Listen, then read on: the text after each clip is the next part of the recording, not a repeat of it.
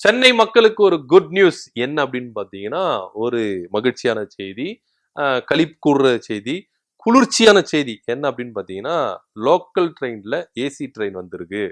இது வந்து ரொம்பவே எதிர்பார்த்த ஒரு விஷயம் தான். என்ன அப்படின்னு பாத்தீங்கன்னா, நார்மலா ட்ரெயின்ல பயணிக்கிற பயணிகளுக்கெல்லாம் வந்து பாத்தீங்கன்னா, மழை டைம் கூட சமாளிச்சிடலாங்க.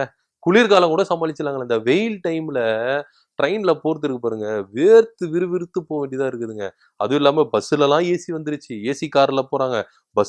நார்மல் பஸ்ல போனாலும் பயணிகளுக்கு வந்து ஒரு இடைஞ்சல் தான். ஆட்டோல போனாலும் அனல் காத்து தான். பைக்ல போனாலும் அனல் காத்து தான். ட்ரெயின்ல போனாலும் என்னதான் ஸ்பீடா ட்ரெயின்ல போனாலும், ஜனங்க குவியும்பொழுது அந்த காத்தெல்லாம் உள்ள வர முடியாம அடைச்சுக்குது. இதனால வந்து பார்த்தீங்கன்னா, நெறைய பேருக்கு வந்து வேர்த்து விறுவிறுத்து போகும். வீட்லருந்து கிளம்பும்போது மேக்கப்லாம் பண்ணிட்டு, குளிச்சுட்டு ஸ்மார்ட்டா அப்படியே சூப்பரா அழகா வருவாங்க. ட்ரெயின்ல ஏறிட்டு அங்க இறங்கி ஆஃபீஸுக்குள்ள போறதுக்குள்ள நொந்து நூடுல்ஸ் ஆயிடுவாங்க. அவங்க பார்த்தீங்கன்னா, வேர்த்து விறுவிறுத்து மேல வேர்வெல்லாம் ஊத்தி, தலையெல்லாம் கலஞ்சி, மேக்கப்லாம் கலஞ்சி, அப்பப்பப்பா! அவங்க படுற கஷ்டம் இருக்க, கொஞ்சம் நஞ்ச கஷ்டம் இல்ல. ஆனா, இப்ப இவங்களுக்கு எல்லாருக்குமே ஒரு குட் நியூஸ் என்ன அப்படின்னு பார்த்தீங்கன்னா, ஏசி ட்ரெயின் விட்டுருக்காங்க லோக்கல் ட்ரெயின்ல.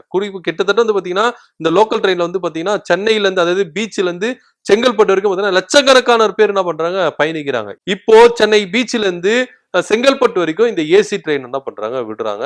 இதுல வந்து பார்த்தீங்கன்னா, 6 சர்வீஸ் இருக்கு. போறதுக்கு 3, வர்றதுக்கு 3 அப்படின்னு சொல்லிட்டு 6 சர்வீஸ் விடுறாங்க. கிட்டத்தட்ட 3000 பேர் என்ன பண்ணலாம்? அமர்ந்து போலாம். 12 கோச் இருக்கு.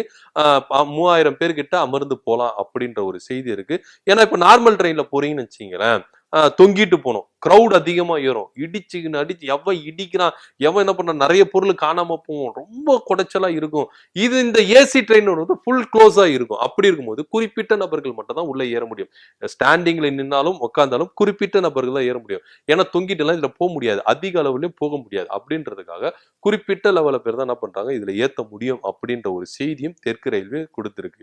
இது போக இதுக்கு வந்து என்ன பண்ணிக்கிறாங்கன்னா, ரேட் எல்லாம் வந்து என்ன பண்ணிருக்காங்க, அறிவிச்சிருக்காங்க. டைமிங் அறிவிச்சிருக்காங்க. எங்க இருந்து எப்போ போகுது அப்படின்ற ஒரு டைமிங் என்ன பண்ணிருக்காங்க, அறிவிச்சிருக்காங்க. உண்மையிலே வந்து பாத்தீங்கன்னா, ரயில் பயணிகளுக்கெல்லாம் இது ஒரு வரப்பிரசாதம் அப்படின்னு நிறைய பேர் சொல்றாங்க. ஏன்னா வேர்த்து விறுவிறுத்து போறத ஏசி ட்ரெயின்ல உட்காந்து போனா நல்லா ஜாலியா இருக்கும் அப்படின்னு சொல்லிட்டு தான். ஏன்னா அடிக்கிற வெயில் அப்படிங்க. இன்னும் கத்திரி வெயிலே ஸ்டார்ட் ஆகல. ஆனா வெயில் அடிக்குது பாருங்க. அப்பப்பப்பா சொல்ல முடியாது. ஏன்னா இதெல்லாம் நானும் அனுபவிச்சிருக்கேன். அதனாலதான் வந்து சொல்றேன். அந்த அளவுக்கு வெயில் இருக்குது. இந்த வெயில்ல வந்து ஒருத்தன் போய் ஏறி போய் ட்ரெயின் புடிச்சு ஜன்னல் பக்கத்துல சீட்டு பிடிக்கிறதுக்குள்ள போதும் போதும்னு ஆயிருது. ஏன்னா ஜன்னல் பக்கத்துல உட்காந்துதான் அந்த காத்து நம்மளுக்கு கொஞ்சம் வரும். அதை விட்டுட்டு நீங்க மத்த சீட்டுலயோ இல்ல நின்னுட்டு போனாலும் அடிக்கிற அனல்ல தாளிச்சிருது. அந்த அளவுக்கு இருக்குது. சோ அப்படி இருக்கும்போது இந்த ஏசி ட்ரெயின் வந்து ரயில் பயணிகளுக்கு ஒரு வரப்பிரசாதமா தான் இருக்கு. தெற்கு ரயில்வே ரொம்ப நாளமா திட்டம் போட்டிருந்தாங்க. இத வந்து என்ன பண்ணிருக்காங்க, இப்போ ரிலீஸ் பண்ணிருக்காங்க. இதனால நெறைய மக்கள் என்ன பண்ணிருக்காங்க, வரவேற்றிருக்காங்க. இந்த ட்ரெயின் வந்து ஏசி ட்ரெயின் வந்து ரொம்ப நல்லது, எங்களுக்கு ரொம்ப இதுவா இருக்குன்னு சொல்லிட்டு நெறைய பேர் என்ன பண்ணாங்க, வரவேற்று இருக்காங்க. இதற்கான அந்த டைமிங் பட்டியலும், ரேட்டு பட்டியலும் என்ன அப்படின்றத நான் உங்களுக்கு சொல்றேன். குறைந்தபட்ச கட்டணம் ரூ. 35.